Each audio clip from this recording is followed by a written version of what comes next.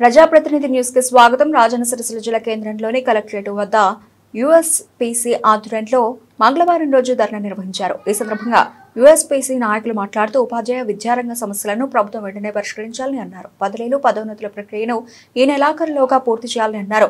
పీఆర్సీని ప్రకటించి అమలు చేయాలని, పెండింగ్ డీఏలను వెంటనే చెల్లించాలని డిమాండ్ చేశారు. ఈ ధర్నా కార్యక్రమంలో యూఎస్పీసీ రాష్ట్ర నాయకులు పాతూరి మహేందర్ రెడ్డి, గోల్కొండ శ్రీధర్, ఎల్నేని రాజేశ్వరరావు తదితరులు పాల్గొన్నారు.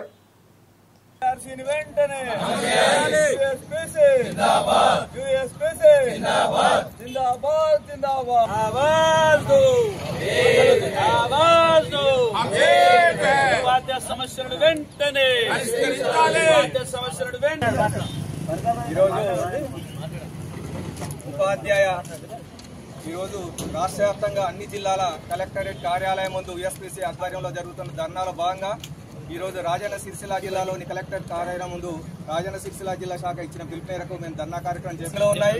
గత ప్రభుత్వం పెండింగ్ లో ఉంచిన సమస్యలతో పాటు అనేక సమస్యలు పెండింగ్ లో ఉన్నాయి కాబట్టి పెండింగ్ లో ఉన్న సమస్యలను వెంటనే పరిష్కరించాలని చెప్పి ఉపాధ్యాయ సంఘాల పోరాట శాఖ పక్షాన మేము పిలుపునిస్తున్నాము.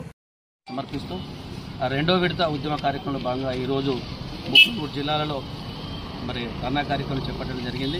ఇప్పుడు కూడా ప్రభుత్వం సానుకూలంగా ఉండి సమస్యలు పరిష్కరించే దిశగా ప్రయత్నం చేయనిలా ఈ నెల 23న రాష్ట్ర రాజధాని కేంద్రంలో మహాధర్నాకు పిలిపించినటువంటి సంగతి మీకు పత్రికగా తెలియజేస్తూ ఈనాడు భాగస్వామ్య పక్షాలైనటువంటి మా సోదర సంఘాలతో ఉద్యమాన్ని ఉధృతం చేసి సమస్య సాధనలో తప్పకుండా పరిష్కారం దిశగా అడుగులేస్తామని చెప్పి సందర్భంగా తెలియపరుస్తూ ఆత్మస్థైర్యంతో ముందుంటే తప్పకుండా సమస్య పరిష్కారం కాకమనదు. ప్రభుత్వం ఏర్పడి 17 నెలలు కావస్తున్నప్పుడు కూడా అనేకమైనటువంటి శాఖపరమైన అంశాలతో పాటు ఆర్థిక అంశాలను కూడా పక్కన పెట్టేసి కాలయాపన చేస్తూ ఉంది.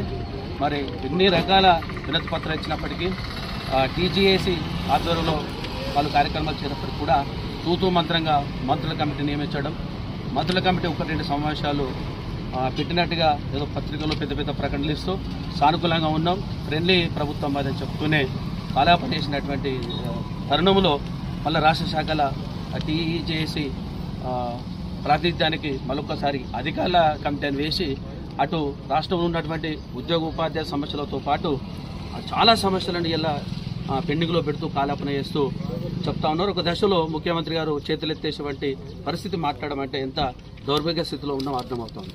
మాకు ఆర్థిక ప్రయోజనాల కంటే ముఖ్యం విద్యా బలోపేతానికి, బడుగు బలహీన వర్గాలు చదివేటువంటి ప్రభుత్వ పాఠశాల బలోపేతం కోసం పనిచేసినటువంటి ప్రభుత్వాలు కాలయాపన చేస్తూ ఒక పక్క ఇప్పటికే కోకొల్లలుగా పుట్టగొడుగులా ఉన్నటువంటి ప్రైవేట్ విద్యా సంస్థలు ప్రోత్సహిస్తూనే ప్రభుత్వ పరంగా కూడా కులాల కోటి మతాల కోటి పెడుతూ ఒక్కొక్క ప్రభుత్వం ఒక్కొక్క ఎజెండా లాగా వారు ఏదైతే చేసిరో గురుకులాలని చెప్పి మేము అందుకు భిన్నంగా ఇంటిగ్రేటెడ్ పాఠశాలను పెడుతూ కొత్త పాఠశాలను పెడుతూ మభ్య పెడుతూ సామాన్య జనాన్ని అలా అధోగతి చేస్తున్నటువంటి ప్రభుత్వ పరిస్థితి కనపడుతుంది తప్ప చిత్తదిద్దులో సమస్య పరిష్కారం చేసినట్టుగా లేదు. ఒక పక్క 317లో జరిగినటువంటి నష్టాన్ని పూడ్చడం కోసం ప్రయత్నం చేస్తున్నామని చెప్తూనే స్థానికత కోల్పోయినటువంటి ఉద్యోగ ఉపాధ్యాయులకు ఆ 317 పరిష్కారం చేసేలా లేదు.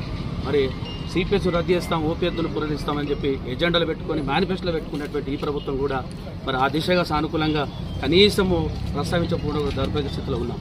ఈనాడు బడుగు బలహీన వర్గాలు చదివే ప్రభుత్వ పాఠశాలల్లో స్కావెంజర్ కూడా కనీస వేతనం ఇచ్చే పరిస్థితి లేదు.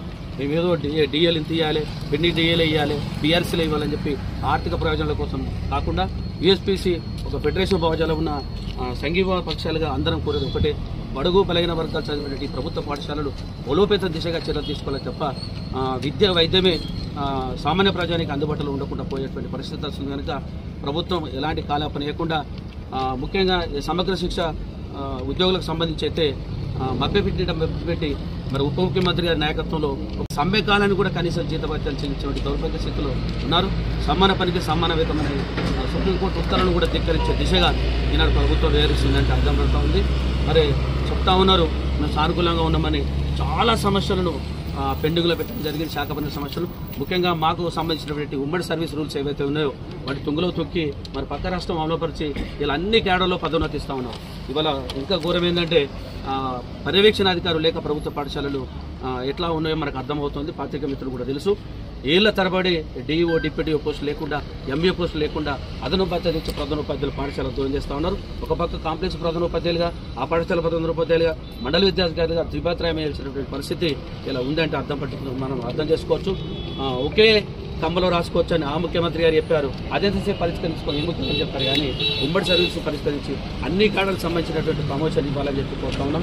ఈ మధ్యలో మళ్ళీ మభ్యపెట్టడం కోసము బదిలీలు లేని పదోన్నతులు ఇస్తామంటున్నారు.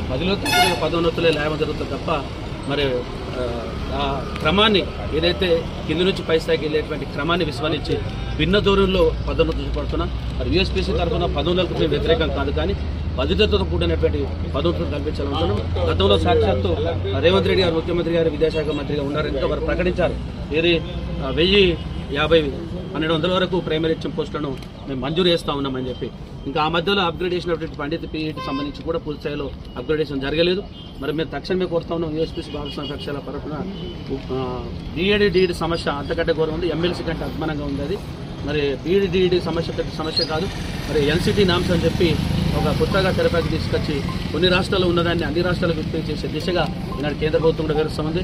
ఒక పక్క కేంద్ర ప్రభుత్వం విద్యా ప్రమాణాలు కట్టుబడుతుందని చెప్పి మరి ఏకపక్షంగా వేరుస్తున్నట్టు దూరం కనిపిస్తూ ఉంది. మరి ఎమ్మెల్సీలు కావచ్చు, ఇంకా కొంతమంది తొత్తు సంఘాలు, వాట్సాప్ సంఘాలు, పేపర్ సంఘాలు కావచ్చు, వాళ్ళ సంత పనులు చక్కబెట్టుకోవడానికి మభ్యపెడుతున్నారు తప్ప నిజంగా క్షేత్రస్థాయిలో ఉన్నటువంటి పాఠశాల సమస్యలు కావచ్చు, ఉపాధ్యాయ సమస్యలు కావచ్చు విస్మరించి పోయి ఏదో ప్రాతినిధ్యం చేసి మేము ఉపాధ్యాయ సమస్యలు ప్రాతినిధ్యం చేసినామని చెప్పి చెప్పుకుంటూ గొప్పలు చెప్పుకుంటారు తప్ప నిజంగా చిత్తశుద్ధితోటి ఉపాధ్యాయుల పక్షాన్ని నిలబడ్డ వర్గాలు ఏదైతే ఉన్నాయో, ఆ సంఘాలు అయితే ఉందో మాలేకొచ్చి కూర్చుంటే దాన్ని స్వాగతిస్తామని తెలియస్తా ఉన్నాం. ఏది ఏమైనప్పుడు కూడా ప్రభుత్వం కాలాపన వేయకుండా మాకు ఉన్నటువంటి శాఖపరమైన సమస్యలను తక్షణమే పరిష్కరించి ఆర్థికపరమైనటువంటి అంశాలు ఏవైతే ఉన్నాయో దానికో రీతిన వారు ప్రకటించారు. మంత్రివర్గ ఉపసంఘం ప్రకటించారు, సాక్షాత్ ఆర్థిక మంత్రిగా ప్రకటించారు. మేము రిటైర్డ్ అయినటువంటి ఉద్యోగ ఉపాధ్యాయులకు ఈ మేరకు మేము నిధులు ఇస్తామని చెప్పారు. మరి భవిష్య నిధిలో ఉన్నటువంటి నిధులను కూడా వాళ్ళ సొంత రాష్ట్ర ప్రయోజనాలకు అని చెప్పి వాళ్ళ సొంత ప్రయోజనాలు వాడుకురా, పథకాలు వాడుకురా తెలియదు, కానీ భవిష్య నిధిలో దాచుకున్న డబ్బులు కూడా ఇలా